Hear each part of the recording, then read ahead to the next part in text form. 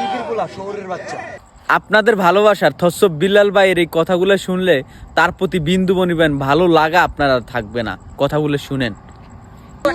আমি এখন ওপেনলি বলতেছি, আমি এখন একটু ওইখানে যাবো, 10টা আমি সময় দিব।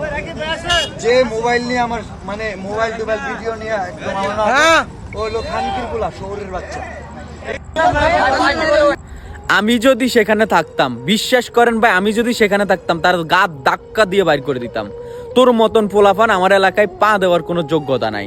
যেই ছেলেকে মানুষ ভালোবাসে আজকে থসব বিল্লাল বানাইছে, থসব বিল্লাল নামে সারা বাংলাদেশে পরিচিত, সেই মানুষের অহংকার দেখেছেন? অহংকার কতটা খারাপ।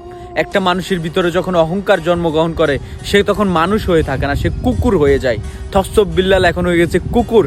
তাকে টাকার নেশা এতটা পাগল বানাই দিছে, দেখেন তার ছবি তুলতে আসা এবং তার সাথে ভিডিও করা মানুষদের প্রতি সে কি ধরনের কথা বলে, তার মুখে কি ভাষা উচ্চারণ করে। তার এমনও রেকর্ড আছে, সে 5 মিনিটের সময়ের জন্য 10,000 টাকা করে নিয়েছে। 5 মিনিট তাদের সাথে থাকবে, ছবি তুলবে, সেলফি তুলবে, 10,000 টাকা করে দিতে হয়েছে।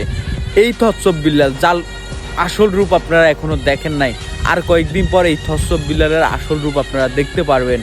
আমি আসলে মন থেকে বলতেছি ভাই, থসব বিল্লাল টাকার নেশায় পাগল হয়ে গেছে।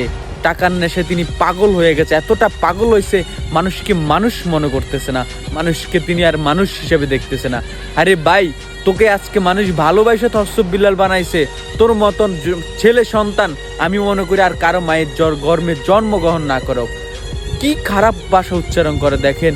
তার সাথে ছবি তুলতে চাইলে তার সামনে ক্যামেরা ধরলে নাকি সে কি, আমি এই ভাষাগুলো উচ্চারণ করতে চাই না।